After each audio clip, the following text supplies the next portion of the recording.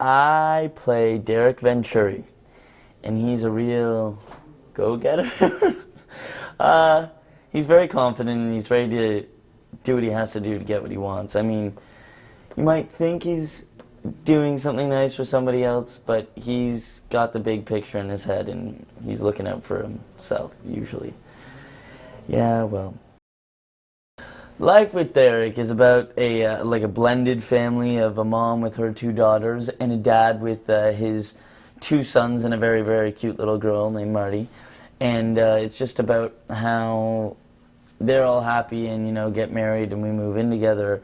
But then there's this whole issue of the kids and space and territory and, lifestyle that makes this clash and makes for great laughs.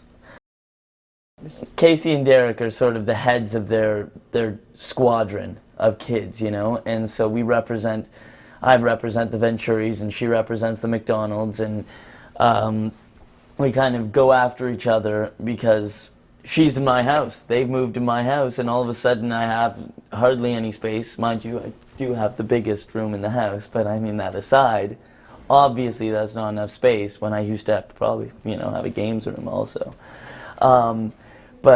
So it's kind of a lot about us going after each other and fighting and disagreeing, and very petty, it may seem, but to us it's monumental. Well, I actually failed grade 1. Not me, but Derek failed grade 1, and he's really only a few months older than Casey, so they are in the same grade still, and they're both 15. I just turned 16 a couple months before she does. At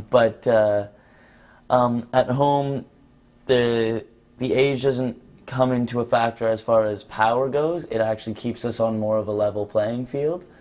And whereas age comes into a factor when it comes to our siblings, because then we have power over them in structure of age. Edwin's kind of my right-hand man. Edwin, do that, and he scurries off and does it, whereas Marty's so little and cute that she's my buddy. I treat her just like she's the same age as me. Strange, but relationships and interesting things such as that. One of my favorite episodes would be Marty the Monster, just because it had some great plot lines. I mean, we just had Ariel playing Marty just going nuts all throughout it and being such a little demon, and then at the same time using my little sister as a way to get a girl, the new girl at school. And she finds out that it was really a trick, that I said I was babysitting my sister, and I only babysat my sister so I could get her to come over. Then she found out, but you'll see what happens in the end. Well, I mean, one time we had to have a fight. Me and Casey, we had to have a fight with shampoo and a water pick. And we did it so many times right up until we started spraying, because we'd have to reset all our clothes and do our hair again and makeup and wash up, yada, yada, yada, yada. So we had one chance to do this, and they said, Mike, just because I had the shampoo, she had the water pick. I had the real goods. And so they said, Mike, you just got to make sure that you don't get it in her eyes. And the thing was, the amount you spray it, it's not going to shoot right up. But when you look at it, at the playback, I'm sitting down, and it looks like it's directed at her face, and it really wouldn't have made it to her face, except I stood up while I was doing it, so the very first hit goes right in her eyes, and she just slips on shampoo and goes flying to the ground, and I'm standing there spraying her, and I'm standing up there, and I go, this is just going to look like I'm standing there, so I just slip myself, and I realize after a while she can't see, so I'm kind of controlling her and rolling her around, and we're spraying each other forever, and I can tell on her eyes she can't see, and we're spraying each other, and it was just ridiculous. And we really could only do one take of it, but they just let it roll forever, and we just slipped and slide for about a minute and a half, and it was really funny. You?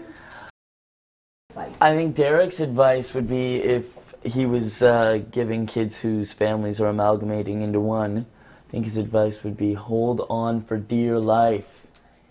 If it's yours, keep it. And I think he would highly recommend having them move into your house, because then it's not quite a level playing field. You get to have the one up. You get to say, No, no, no, no. I was here before you. Sorry about that one. You can skedaddle. Terminology. But I think that would definitely be some good advice, or not so good advice, that he would recommend, is take control and keep what's yours.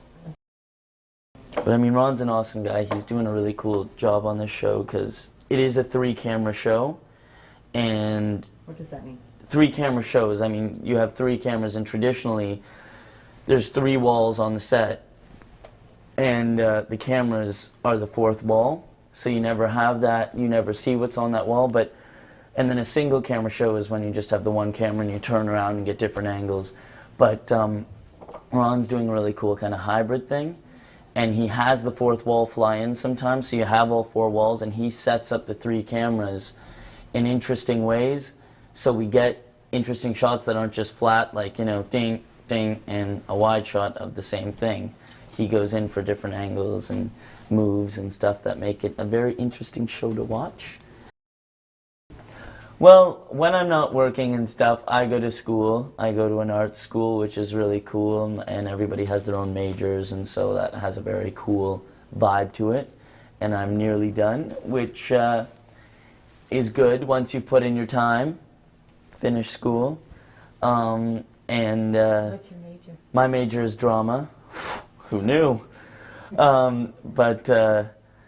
Yeah, it's actually a theater school. Not that I've ever actually done theater, but I mean, you still study drama, so it's cool. You get to continue working on that when you're not working. But you know, I like to party with my friends and hang out